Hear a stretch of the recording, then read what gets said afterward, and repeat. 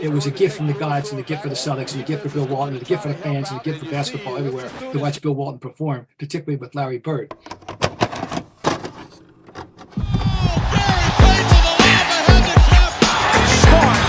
Hey guys, this is Dominique Wilkins. Hey, this is Sean Kemp. This is Gary Payton. Hey, this is Pau Gasol. NBA fans, what's up? This is Vince Carter here. Hey, what's up? This is Matt Barnes. If you're an old school NBA fan like I am, make sure you check out the Basketball Time Machine with my man Sean David. Hello, good day everyone. How's it going? My name is Sean David and I welcome you back to the Basketball Time Machine, your weekly dose of old school NBA basketball. In today's episode, I want to take a look at what NBA legends have to say about the great 1986 Boston Celtics. As you know, many people consider that team to be the greatest team of all time, even though I got the Chicago Bulls of the mid-90s on my list. But hey, let's see what NBA legends have to say. Let's get right down into it.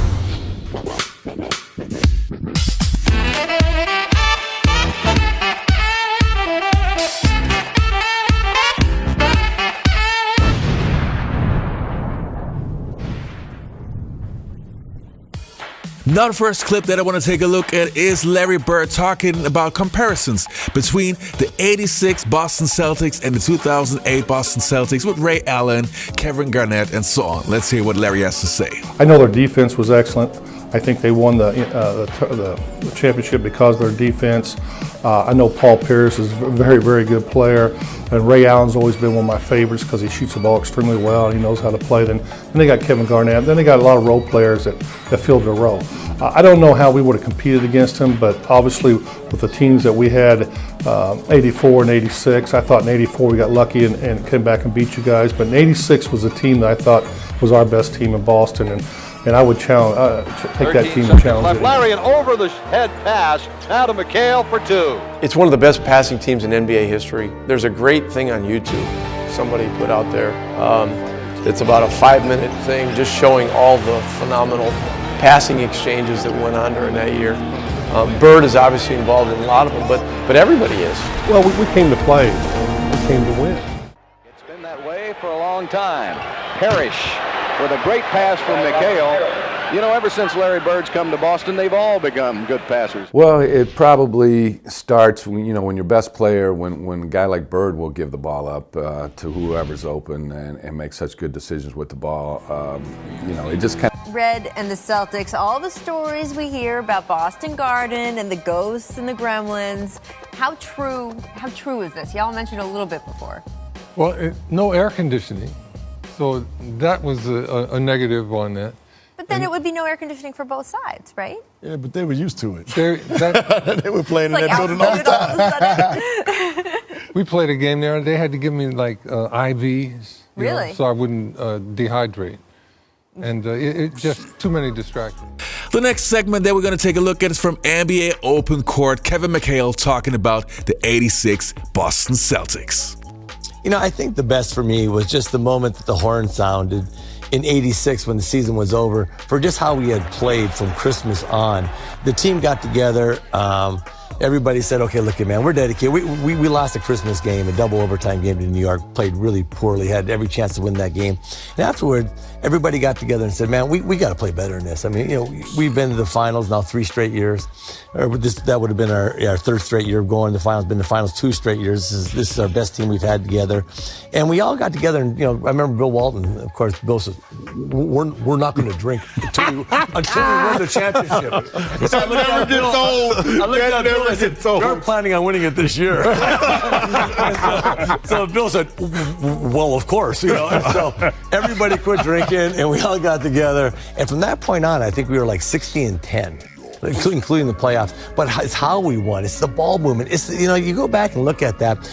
There were 7 passes. The ball didn't touch the ground. Everybody on the team touched it, and you had guys just dropping things, and we would run out teams, and it was just so much fun playing. That moment was like the pinnacle of your career. I remember telling my wife I was driving home, and I went like, I just don't know how I can get better than this. I don't know how.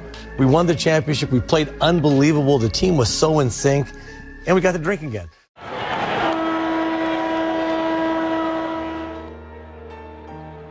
There were nights they played better than we did.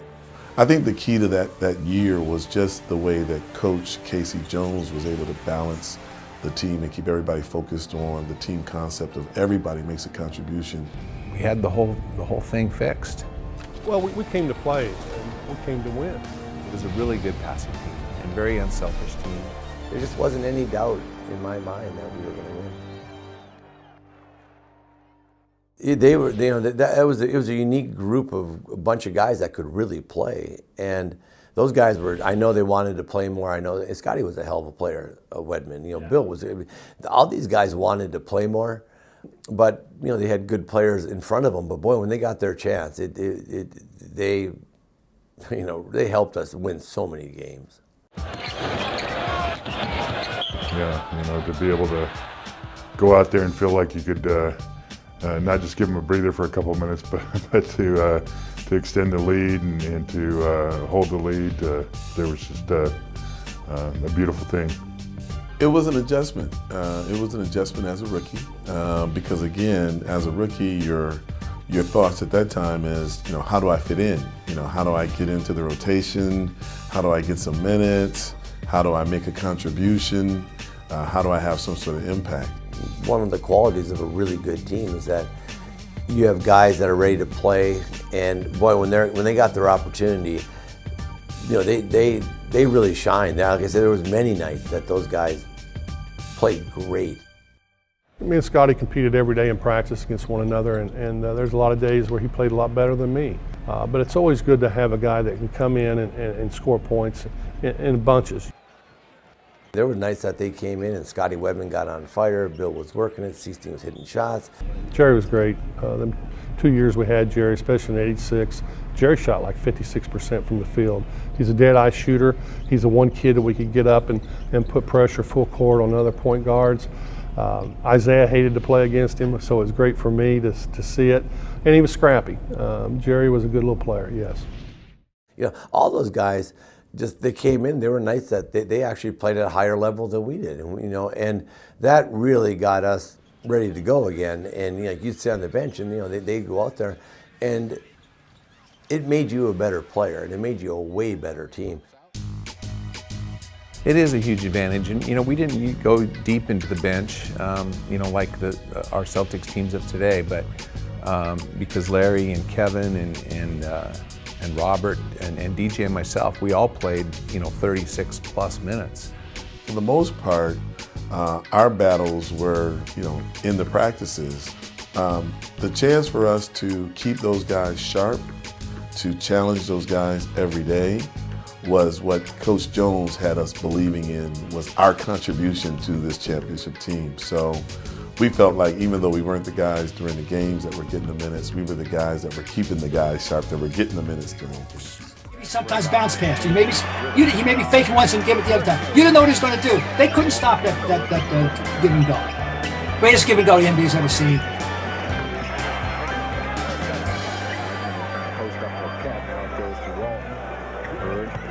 And they were together a priceless pair. And Walton, surprisingly that year, played 80 out of 82 games. You know, as I mentioned in the beginning of the video, the 1996 Chicago Bulls is the best team of all time in my opinion, but there is no denying that the 86 Boston Celtics were just an incredible team. And the biggest reason to me why I got them in my top 3 greatest team of all time list is their basketball IQ. The passing was great, the ball movement was great, but they were just so smart. And it doesn't matter if they were not the most athletic team of all time, but they were just that incredible when it came to the basketball IQ point. Anyway, you guys, that was it for today's episode. I hope you enjoyed this video. Don't forget to leave a like, subscribe to the channel, and hopefully I'll see you next time on the Basketball Time Machine.